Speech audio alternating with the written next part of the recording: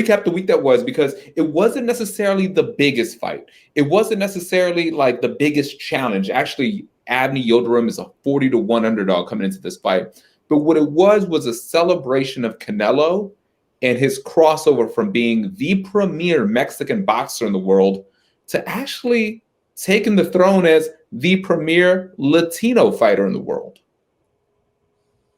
He looked amazing. He went in there, blasted out his mandatory challenger in just a couple of rounds. The challenger ultimately didn't deserve to be there. I think it's fair to say at the end of the day, when you look at the result, finished it on the stool. And Canelo did kind of what everybody expected him to do. They expected this to be a show pony fight where he comes out, gets led around the ring a few times, and that gets to go back home, and that's exactly what happened. I think the promotion kind of let you know Yildirim didn't have a shot.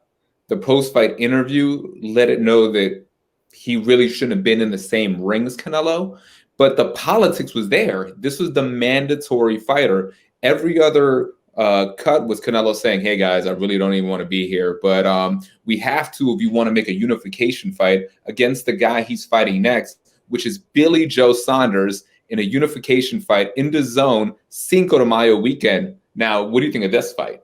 That's a way better fight. I think this fight really speaks to all of the weaknesses of the mandatory system. Yeah. And how it's been bastardized from what it was meant to be, where it's meant to be preventing you from running from your tough challengers. But now it's just these alphabet organizations kind of throwing somebody in there because they need to make sure that they can wag their dick. It is really a big part of it. And they can kind of keep their divisions moving. I wonder how much money was thrown into Yildirim having the shot, because if, as we mentioned last week, he lost in the first round of the World Boxing Super Series. By knockout. He lost to Anthony Durrell. Anthony Durrell, who fought the exact same night but was not fighting Canelo.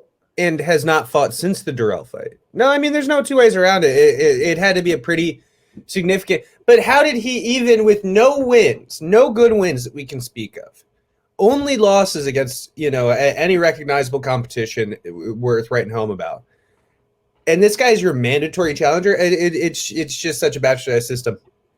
And we're moving on to Billy Joe Saunders, who presents much more of a challenge. I don't know if it still presents enough of a challenge to speak of against Canelo, to be honest. I know people want us to believe that, and the promotion wants us to believe that this is going to be a more competitive, I mean, it would have to be a more competitive fight than what we just saw, almost by definition, right? But I'm more excited for that fight, certainly, but I still feel like it's Canelo's time, and he's just running through everybody. I feel like this fight 2 years ago would have been the best fight you could have made at middleweight, or one of the best fights you could have made at middleweight. Billy Joe Saunders was coming off amazing victory, beating David Lemieux, showed his boxing skills, showed that he was back. He looked phenomenal. And then you also had Canelo, who wasn't as good as he is now. Since then, we've seen Billy Joe Saunders not bring his power up to 168, and Canelo just looking better and better each fight. Even though Billy Joe Saunders presents a lot of the things that have traditionally frustrated Canelo, I question if it's enough. I question if it's enough without the power that he had at middleweight.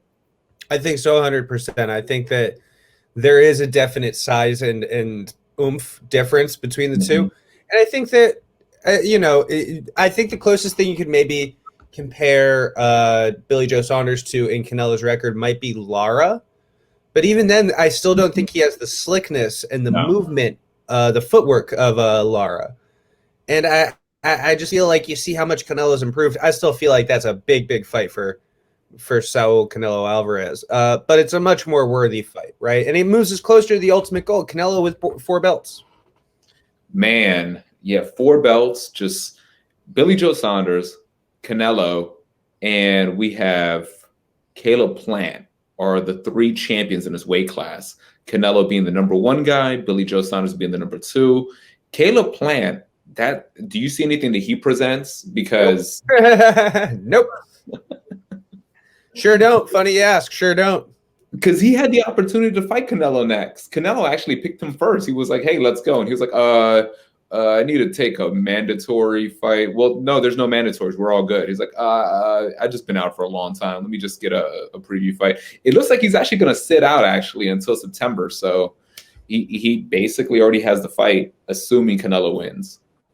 I don't think that's the worst idea. Maybe it was too quick of a turnaround for him because Canelo's trying to turn these guys around really, really fucking fast.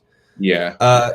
And so it might have just been a little faster than he was used to or comfortable with because he did just fight. Who knows? But ultimately, no, man. I don't see anybody in Canelo's way in his march towards 4. Now, the one fight that has been thrown around for either December or next year, this is one that it's more like boxing nerds are trying to like hype up to happen, which is a potential Canelo versus Bertabiev fight. Do you feel like that's just way too much size and way too big for Canelo, or do you give him a real shot in that fight? Well, the question is, at what weight is it going to happen? Is Beterbiev coming down?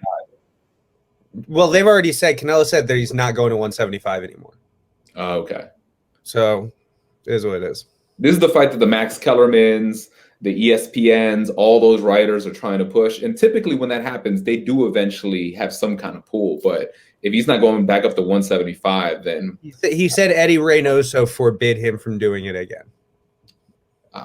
Yeah, because I don't see a Bertabiev. I see that just being too big. Bivol will be someone who'll be willing to come down because it's a small 175. I think if anything, we might see that. We might see him getting pressured into dropping because it's only 7 pounds. That's doable. That's very doable. People do that. It is possible for him to come on down. But even then, you start talking about depletion and it starts being a whole thing. And is Canelo going to use his influence to get like rehydration clauses and stuff like that? Mm-hmm. We'll see it if it comes to pass. But until then, it's just chatter for the media heads, right? Yeah.